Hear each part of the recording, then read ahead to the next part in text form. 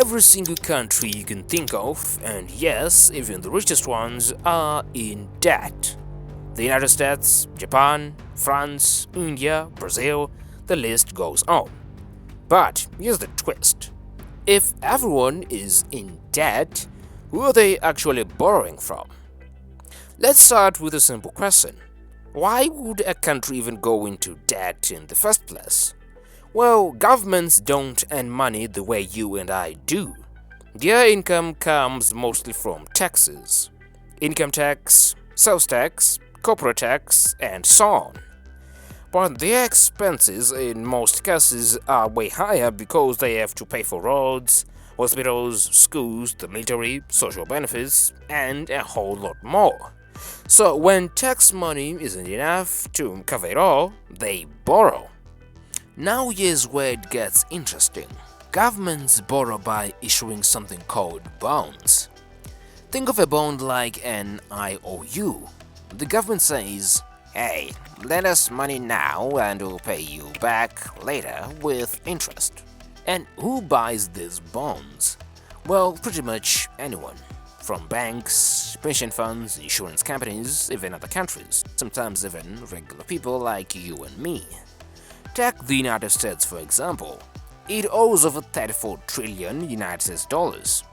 About 70% of that is actually owed to itself, specifically to US citizens and institutions like Social Security, retirement funds, and American banks.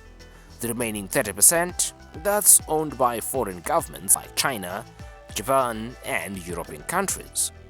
So when we say a country is in debt, we're usually talking about what's called public debt or sovereign debt. But here's the kicker. Most countries aren't just borrowing from other countries. They're borrowing from a wide network of investors all around the world. So technically, countries are in debt to each other and to their own people. Okay, but why is every country ended up in debt?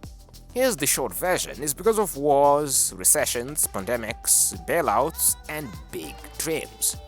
For example, the United States borrowed heavily during World War II. In 2008, countries worldwide borrowed to bail out banks during the financial crisis. In 2020, the COVID-19 pandemic forced massive stimulus spending. In each case, governments said, we need to spend big now and worry about paying it back later. Over time, the later has turned into now. Debt keeps piling up, interest grows, and countries borrow even more to pay off previous debt. This is called rolling over the debt, and it's super common. But don't panic just yet. Here is a wild truth. Debt isn't necessarily bad. In fact, most economists agree that some debt is actually good as long as a country can manage it. Why? Because borrowing allows governments to invest in infrastructure and to stimulate the economy during crisis. Just like how you might take a loan for college or a mortgage for a house. If used wisely, debt can fuel growth. Here's how we measure whether a country's debt is out of control or not. We look at debt to GDP ratio.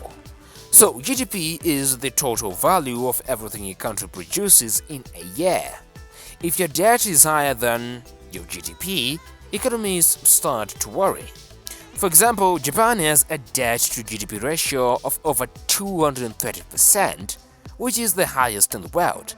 The US sits at around 120%. But countries like Nigeria or Russia are closer to 50 or 60%. The higher the ratio, the riskier the situation. But context matters. Take Japan for example. Its debt is sky high, but almost all of it is owed to its own people. And because Japan has a stable economy and low interest rates, investors aren't panicking. So it's not just the amount of debt, it's who you owe and whether people believe you can pay it back. But what if a country can't pay its debt? Well, things get messy. That's called a default. It can trigger a currency crash, international bailouts, and even civil unrest. We have seen it happen in countries like Argentina, Greece, and Sri Lanka. Defaulting makes it way harder for a country to borrow in the future because lenders lose trust. Now some of you might be thinking, why don't countries just print more money and pay off the debt? That's a good question. The short answer: inflation. When you print too much money, its value drops, prices go up, and soon your citizens need a wheelbarrow of cash just to buy groceries. That's exactly what happened in Zimbabwe and Venezuela. So, no, printing money isn't a magical solution, it's a dangerous gamble.